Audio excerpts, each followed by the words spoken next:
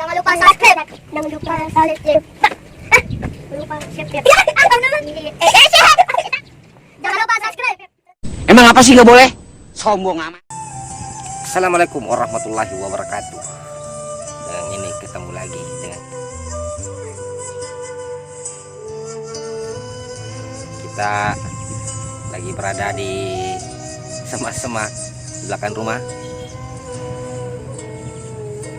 Kita akan menyampaikan sesuatu atau berbicara mengenai peristiwa yang lalu.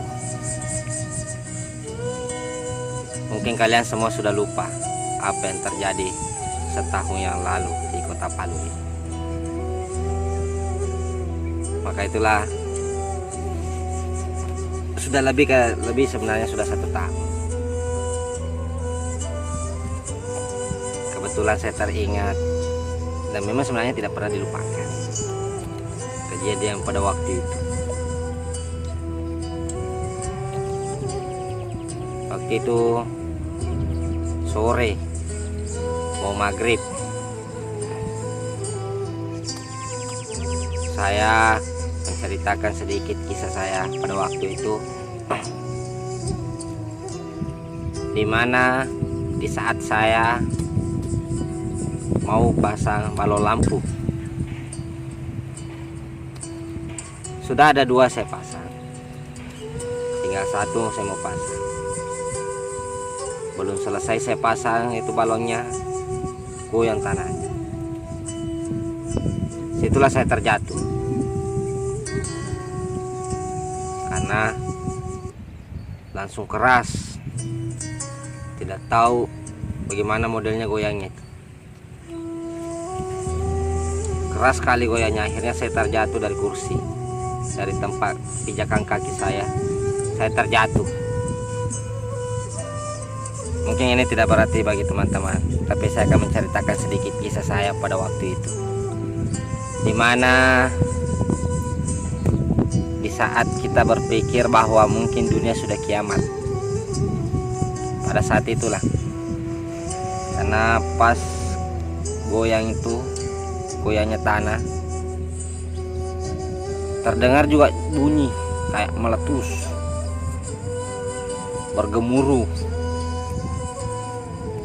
Jadi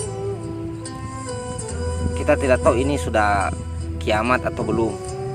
Yang pikiran saya memang sudah pasti, memang di dalam pikiran saya itu cuma ada kata kiamat aja. Ini barangkali sudah kiamat barangkali, karena tanahnya berombak, tanah di jalan itu berombak. Motor yang sementara jalan, yang diparkir, semuanya jatuh. Tidak ada yang bertahan. Karena tanahnya pada waktu itu kayak ombak, kayak berombak di laut begitu. Yang saya rasakan pada saat itu, tanahnya pertama digoyang, terus diangkat naik, baru dikasih jatuh ke bawah. Baru pas dikasih jatuh ke bawah, dikasih turun lagi. Perasaan itu turun, tanahnya itu turun, baru diangkat lagi, digoyang lagi, diangkat lagi naik, dibanting lagi turun. Ada anak-anak di dekat saya tertindas motor, karena itu motor jatuh ditindas itu anak-anak. Saya tidak bisa menolong dia.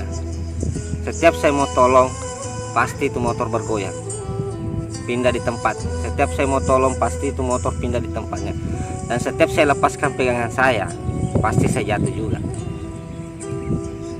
Itulah yang kita rasakan pada saat itu. Seperti ini, kita pilih videonya ini.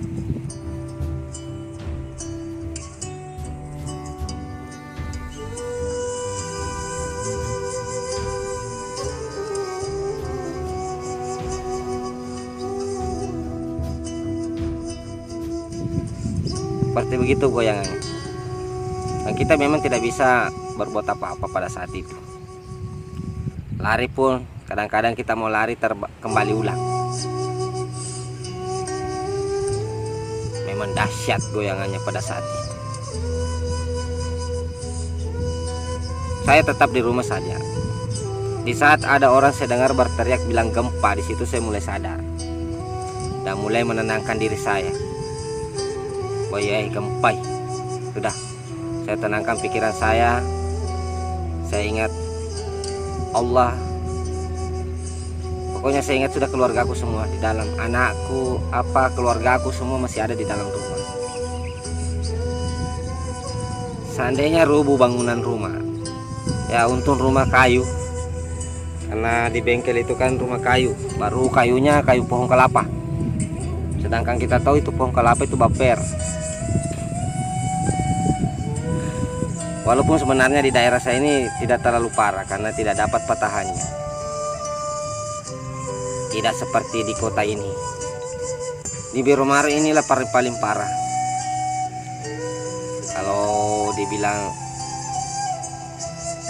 kena patahannya. Karena Petobo seperti ini berjalan tanahnya.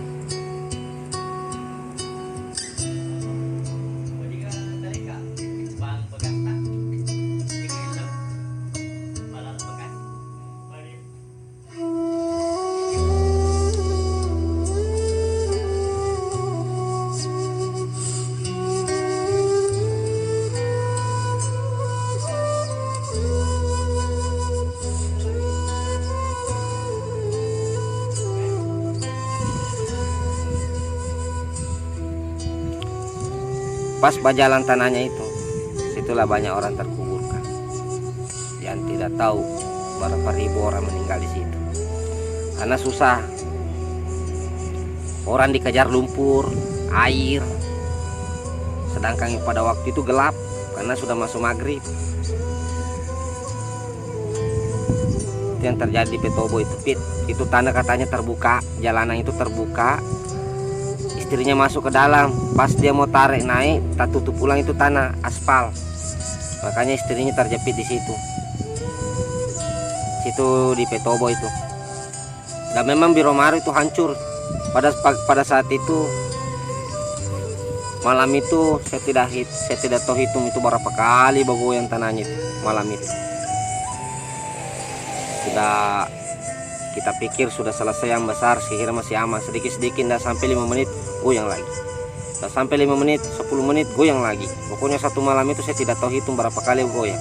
Baru sadisnya, suaranya itu. Setiap dia mau goyang pasti ada letusan kayak meletus begitu. Tung. Goyang lagi. Jadi itu. Jadi pada saat itu, malam itu mencekam. Pikiran kita tidak tahu sudah karu-karuan. mau lari kemana. Ya syukur alhamdulillah, rumah saya pada saat itu tidak apa-apa kasihan.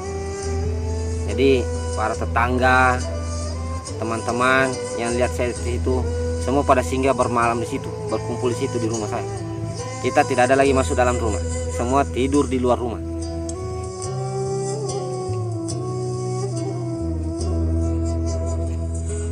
Pas jalan ke tembus ke atas itu terputus jalanan, tabala juga jalanan aspal, jadi mobil tidak bisa lewat, yang bisa lewat cuma motor pada saat itu.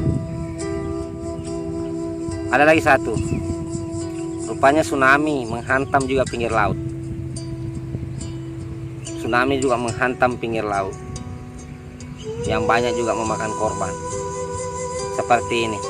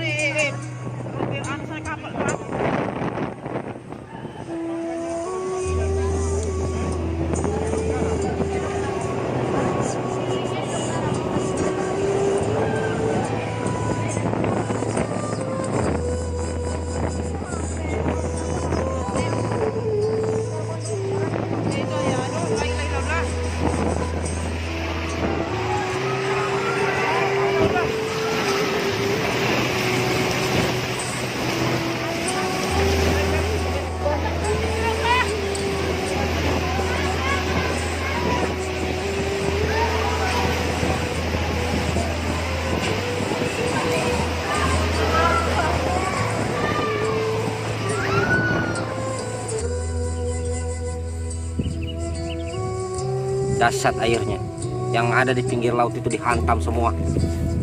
Pokoknya tidak ada yang tersisa di pinggir laut itu. Yang terparah itu di pantai Taman Ria, Talise, itu yang terparah dengan Mamboro, yang tempat pergudangan sana.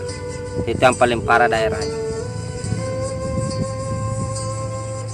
Padahal waktu itu saya tidak tahu semua itu terjadi, karena mau keluar takut, mau pergi jalan-jalan takut, siapa tahu goyang lagi, karena pada waktu itu katanya BMKG menyatakan masih ada susulannya. Ya banyak susulannya memang, tapi masih ya, alhamdulillah kecil-kecil, tidak kayak pertama itu. Kalau yang pertama itu tidak tahu memang, kalau kita berpikir itu ada ke tanah kayak ombak air. Setiap saya mengingat itu pasti saya sedih, pasti rasa takut. Setahun yang berlalu tidak akan pernah lupa di ingatan saya. Saya sampai-sampai pengen lari, pengen tinggalkan kota Palu, tapi kebetulan keluarga tidak mau, ya mau diapalah, kita nurut aja. Pada waktu itu memang saya sempat lari 2 bulan ke Kendari, Sulawesi Tenggara. Tidak bisa kita tinggal, mau makan apa? Tidak ada bisa dimakan. Orang pada penjarahan, tidak ada orang berbuka. Ada uang dipegang tapi tidak ada bisa dibeli. Rokok saja, mau beli rokok saja keliling satu, lamanya saya keliling baru dapat 1 rokok, 1 bungkus. Jadi pas hari keempat sudah saya lihat tambah susah kayak keadaan saya lihat. Kebetulan ada ipar saya, saudara saya datang dari Kendari menjemput saya. Pertama saya tidak mau ikut, saya pikirkan saya tidak apa-apa, tapi saya pikir kita ini mau makan apa. Jadi akhirnya saya putuskan saja pergi jalan-jalan dulu, lihat keadaan di luar. 4 hari baru saya jalan keluar, karena keluarga juga tidak mungkin mau ditinggalkan, anak-anak masih kecil. Tidak mungkin pada saat itu saya mau tinggalkan. Jadi pas datang iparku, saya ajak dia jalan-jalan, pergi saya di Balaroa. Ada di Balaroa itu tanahnya terturun. Di situ sudah mulai saya langsung tersentak hatiku. Kemana semua rumah di sini? Padahal dulu di sini, Pak, BTN terpadat di Kota Palu. Itulah BTN terpadat di Kota Palu, di Balaroa itu. Hilang. Tanah semua di atas, tidak ada rumah-rumahnya sudah.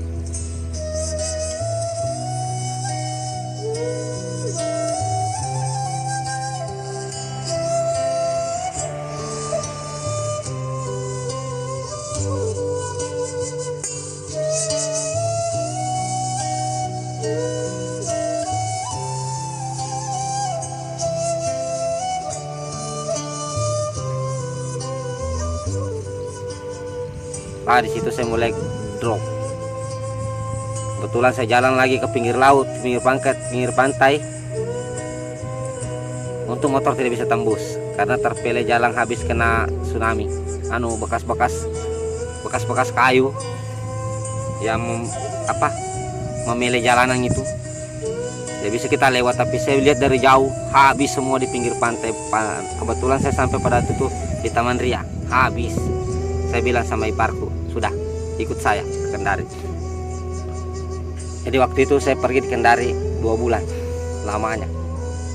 Nanti saya telepon keluarga di sini bagaimana keadaannya. Ya alhamdulillah sudah baik-baik. Akhirnya saya kembalilah ke Palu.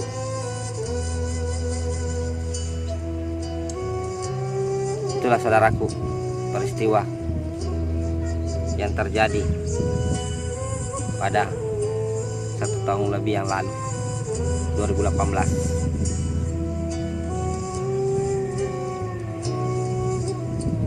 Kita semua termasuk bersyukur bisa hidup pada waktu itu.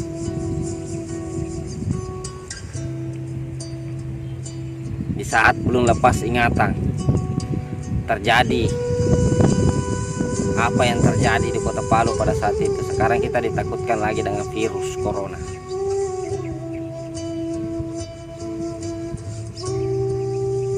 Belum lepas diingatan kita. Ini Allah kasih lagi ujian, diturunkan lagi penyakit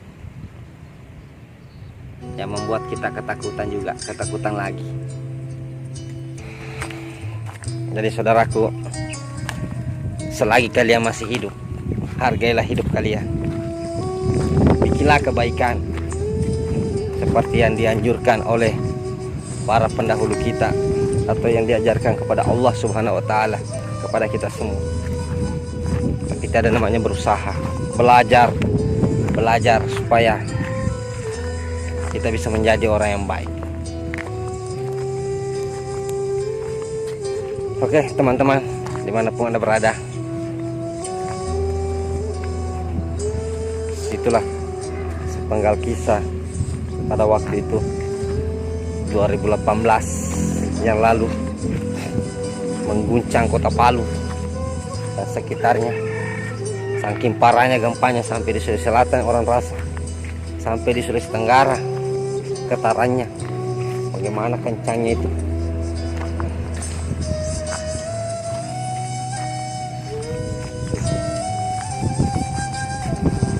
Saya ada di belakang rumah teman-teman. Kebetulan di belakang rumah kosong, tanah kosong. Jadi itulah, kita sekarang dikejutkan lagi dengan wabah penyakit ini. Makanya selalu mau pakai masker. Jadi intinya saya pesan buat teman-temanku dimanapun Anda berada, sebelum Anda keluar rumah jangan lupa pakai masker, kos tangan, penutup muka lah. Dan jangan dulu pergi berdekatan dengan orang, jangan pergi di kerumunan, dan jangan pergi di pesta-pesta. Janganlah pernah keluar rumah kalau tidak terlalu perlu, supaya rantai penyebaran ini bisa diatasi semuanya. Oke teman-teman, itulah pesan saya, pesan singkat, sekedar bercerita sejarah apa yang terjadi di Kota Palu pada saat itu. Mudah-mudahan di kota-kota lain tidak akan pernah terjadi lagi seperti itu. Semua terjadi ada sebab akibatnya teman-teman. tidak ada yang terjadi kalau tidak ada sebab. Maka itulah, berbuat baiklah, karena kebaikan itu tidak akan pernah berhenti untuk dipelajari. Oke teman-teman,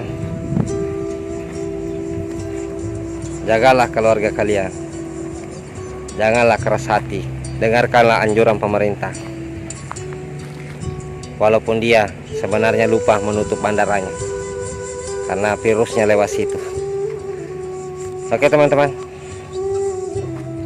sekian dan terima kasih. Assalamualaikum warahmatullahi wabarakatuh.